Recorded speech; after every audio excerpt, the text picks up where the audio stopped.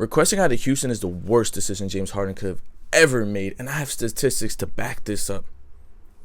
James Harden, in his 3-year stretch in Houston, was the most prolific offensive presence we have seen in the past almost 2 decades. See, B-Ball Index goes back to 2009-2010 season. And there's a stat called the LeBron stat, which is impact per 100 possessions. And one I specifically wanted to look at in order to favor James Harden was LeBron, offensive impact per 100 possessions. And James Harden, as you would have guessed it, in all of his years in Houston, were top of the league in offensive impact. Literally number 1. In the past 15 years, James Harden has 3 out of the 5 most impactful offensive seasons we have ever seen. And the only season that trumps James Harden from being in the first 2 spots is LeBron James' last season in Cleveland when he was an absolute beast. And the only season that cuts in between is Steph Curry's unanimous MVP season. So that should just tell you around the range of offense that James Harden was producing on a daily basis. But 2021, 2022, 2023, cut in half of his impact. In half, his impact was cut. James Harden was no longer the impactful player that he was. And why?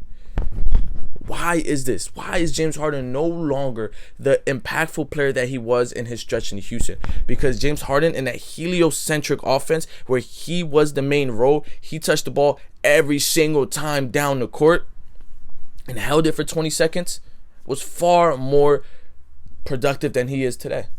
And I'm going to tell you why. James Harden no longer has the rim presence that he had in Houston. His drives per 75 possessions has been trending downwards. His pass out of his drives, that means he's driving and passing out, has risen. And that number has doubled in 5 years. Doubled. So now James Harden is almost no longer a threat to even attack. And his speed is not what it was.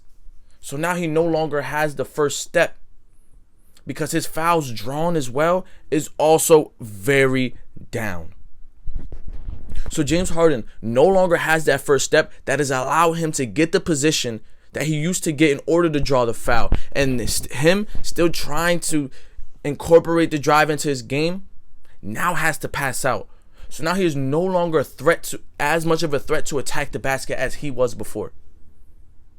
So of course he's not going to be able to draw the free throws, which was a crucial part of his game in Houston. It was the free throw, just not talking about points, but talking about a tempo, allowed him to slow down, allowed him to catch his breath, allowed him rest, where he didn't have to run around.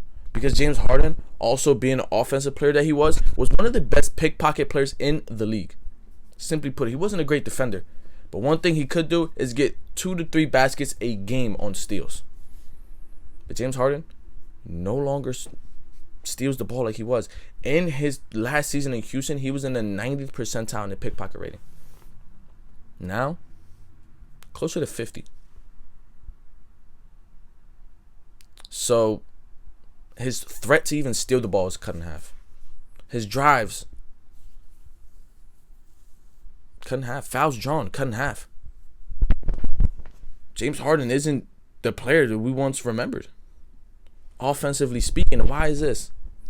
Could it be age? What changed overnight?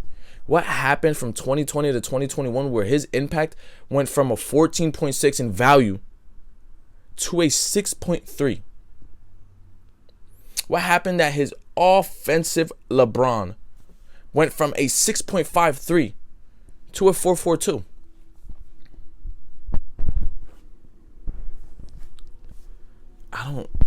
Looking at his 3-point percentages, he also no longer takes them at the rate he used to. And not even a rate.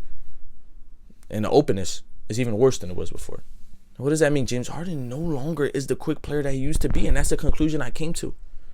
But also in terms of steals, I've also come to the conclusion that it's not the effort. He's not giving the effort that he was in Houston. Because let me tell you one thing about Houston. Everyone knows he is prolific for not being good off the ball. In his 34 point per game season, he moved off the ball at a higher rate and scored off the ball at a higher rate than he did in Philly. In Houston, he was in the 20th percentile. Still really bad. And off ball points per 75. Now, 8%. 8%. That is where James Harden ranks in off-ball movement points. So one thing, because I have a chart, I'm gonna pop up a chart right here.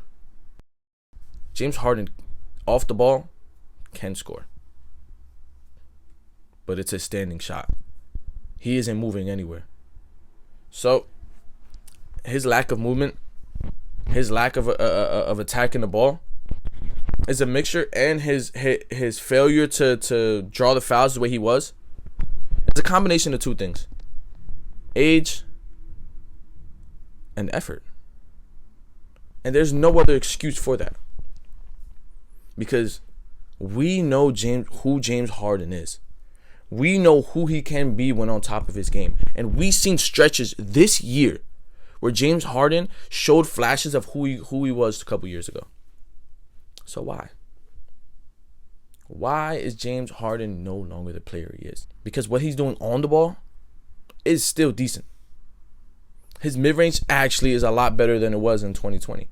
Well, because when you're shooting the three-point at the rate he was, you really didn't need to shoot mid-ranges. And that's just the style of play they had in Houston at the time, three or rim. But now that James Harden has also added the mid-range in his game, you would think he's a little more dangerous. No. And it is what it is. Maybe Father Time is getting to James Harden. If he isn't the ball handler, he is non-existent. And if you're going to play with Paul George, Kawhi Leonard, Russell Westbrook, do you think you're going to get the ball at the rate you got it in Philly when your co-star was a center? In Houston, where your co-star to begin with was Dwight Howard, but towards the later half, also Russell Westbrook, which I think is a fun tandem. But once you add in other things and you add in James Harden's deterioration in his game, I don't think it's going to work the way it is. But then it became Chris Paul, who's a playmaker first. And that's where he got his movements points. But who knows? Maybe Russell Westbrook is able to unlock James Harden's off-the-ball movement. But as of right now, it is terrible. But simply put it, James Harden, I appreciate being able to watch, in my prime as an NBA fan, being able to watch you be one of the greatest offensive powers we have ever seen in this game. But I think you can still be relatively that. And now, if he does get traded to the Clippers, he might average the same points per game. But if you can average that same points per game, I think it'll look a lot better than it did when you were supposed to be the co-star to Joel Embiid. It's been your boy B-Riff, man. I'm going to keep looking into these statistics. This is something I really want to prioritize going forward and be able to give better analysis throughout it. But it's your boy B-Riff, man. I'm trying something different, but I want to keep pushing and keep making better content. See ya.